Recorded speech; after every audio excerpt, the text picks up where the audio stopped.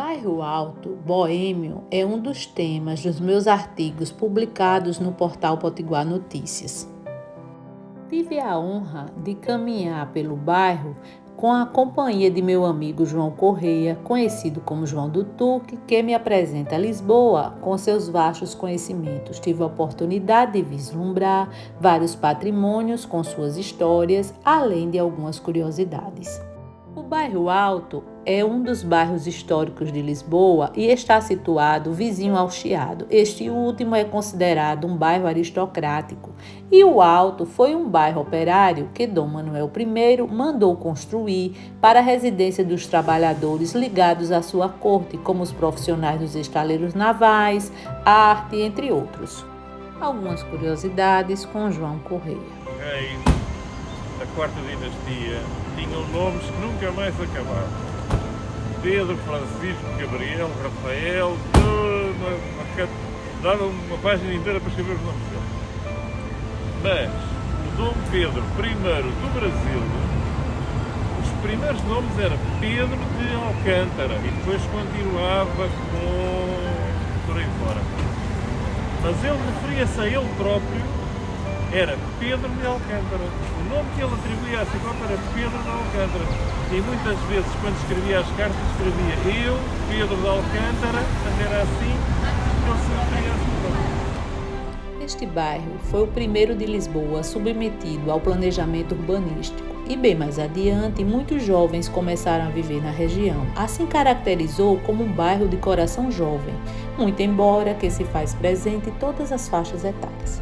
Ademais, é considerado um bairro alternativo com a arte à flor da pele e suas lojas de tendência. Este prédio branco aqui ao fundo é o convento de São Pedro de Alcântara. As torres gêmeas lá ao fundo são do mosteiro de São Vicente de Fora, lá ao fundo mesmo.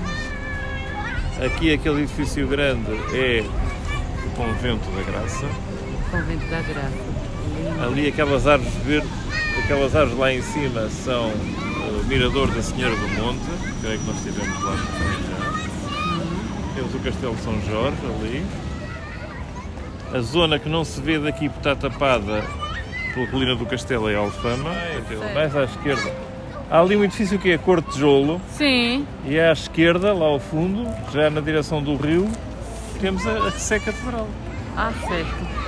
Parece um barracão aqui, é a Estação do Rossio. Final do século XIX. Aqui é a Avenida da Liberdade, este arvoredo por aqui. Sim, interessante. A Avenida da Liberdade aí, né? Esta é a Rua da Rosa, que atravessa todo o bairro Alto de uma ponta à outra.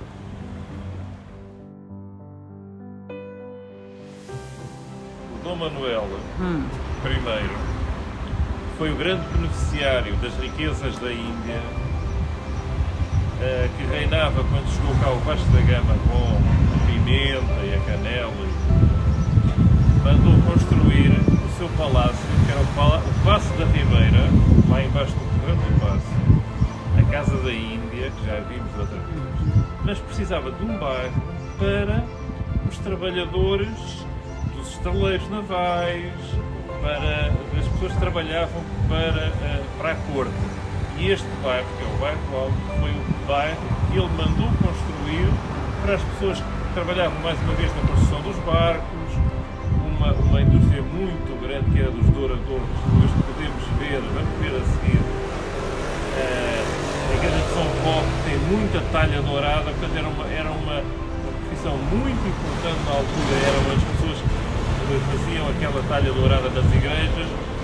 Todas essas pessoas, os comerciantes, os construtores das igrejas, etc., os palácios, portanto, o Dom Manuel mandou fazer este bairro exatamente para alojar essas pessoas. Continuando nossa caminhada, vamos observar estes arcos. Eles cruzam um lado a outro de uma rua, ligando residências de um mesmo proprietário, e por aqui é muito comum. E aqui estamos na Rua do Abarracamento de Peniche. Passou a ter esta denominação na altura do terremoto de 1755.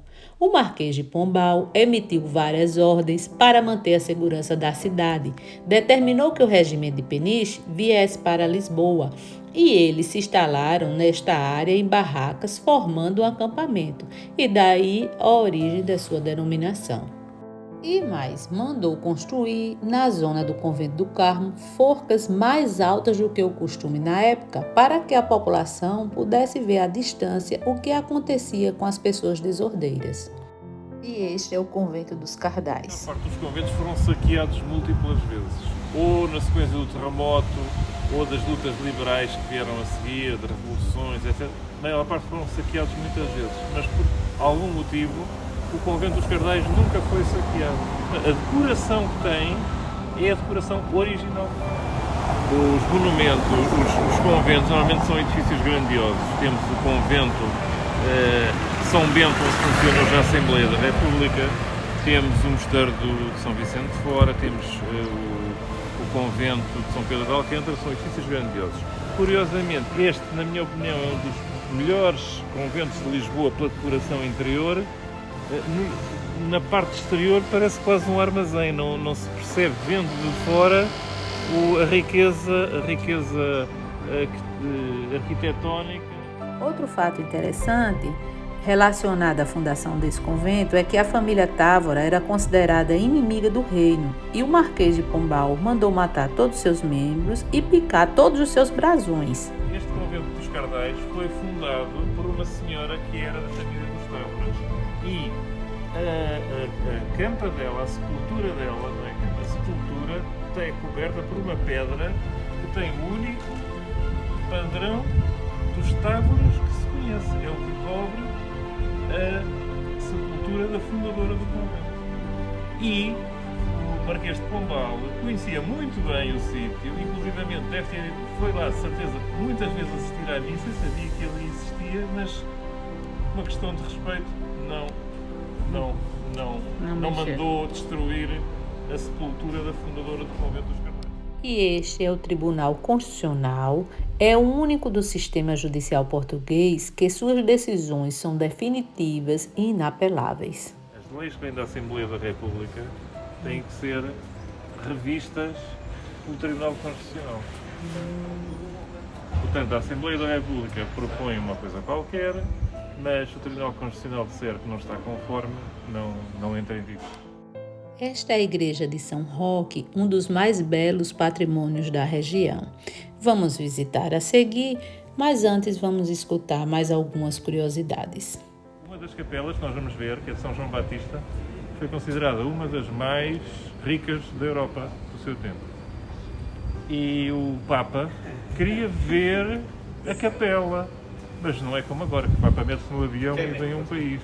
Portanto, eles deram-se ao trabalho de construir a capela em Roma, para o Papa visitar, celebrar missa, e depois foi desmontada e transportada em 3 barcos para Lisboa e reconstruída novamente na Igreja de São Roque. É um santo francês. Nasceu em Montpellier, em França, e era de famílias nobres e ricas principalmente, mas deixou tudo e foi para a Itália. No maior despojamento e foi para a zona de Bérgamo, e onde havia uma grande proliferação de uma praga, nós diríamos de uma epidemia, de uma pandemia de muita intensidade, e ele tratava as pessoas afetadas e até que contraiu a doença. E então ele achou que a melhor forma de preservar as outras pessoas era fazer o que nós chamamos a quarentena. Foi para uma floresta e viveu lá durante bastante tempo, até que uma das coisas acontecesse, ou morresse naturalmente, ou se restabelecesse. Aconteceu que se restabeleceu. Portanto, a ideia de que as pessoas se afastam para manter os outros em tempos de pandemia está muito associada ao São Roque. Então, como Lisboa sempre teve muitas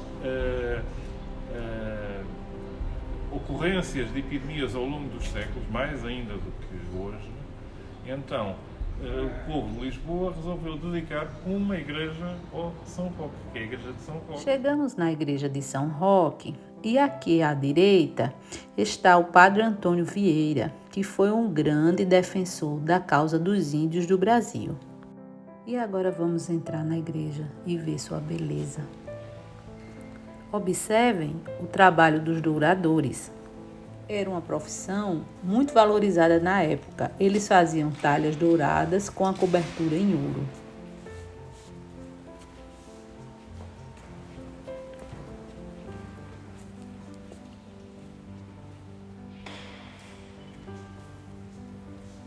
E aqui está a capela de São João Batista, que foi considerada entre as mais ricas da Europa e encomendada por Dom João V em 1742. Sua obra foi executada por uma equipe de artistas italianos, construíram em Roma e posteriormente foi transportada para Lisboa em peças por 3 barcos.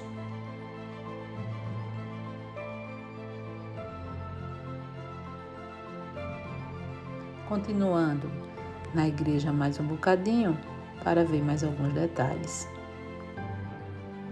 Observem a riqueza das talhas. Um detalhe é que não é ouro puro, são talhas de madeira revestidas em ouro. E esse trabalho eram feitos pelos douradores. Vamos sair da igreja e caminhar mais um pouco pelo bairro. Estamos na Cervejaria da Trindade, que representa o local onde era o convento da Trindade. Este convento, juntamente com o convento do Carmo, era o que representava o poderio religioso na época. O convento da Trindade ficava aqui, onde está ali assim a Cervejaria da Trindade, que representa o sítio onde estava o convento da Trindade. E um pouco mais abaixo, no Largo do Carmo, ficava o convento do Carmo. E, para além do poder do rei, as grandes instituições que havia na cidade de Lisboa eram o convento do Carmo e o convento da Trindade. Entretanto, veio o terremoto de 1755 e os 2 conventos ficaram no chão. E o povo de Lisboa, naqueles primeiros dias, quando queria dar conta da dimensão do desastre, dizia: caiu o Carmo e a Trindade. E hoje em dia, quando se quer dar conta de um grande desastre, diz: epá, caiu o Carmo e a Trindade. Ainda hoje, 250 anos depois, se usa a expressão. Ruas, ruelas, travessas, surpreendentes e encantadoras. Histórias e curiosidades, mais alguns cantos e recantos das belas terras lusitanas. Lisboa, sua linda!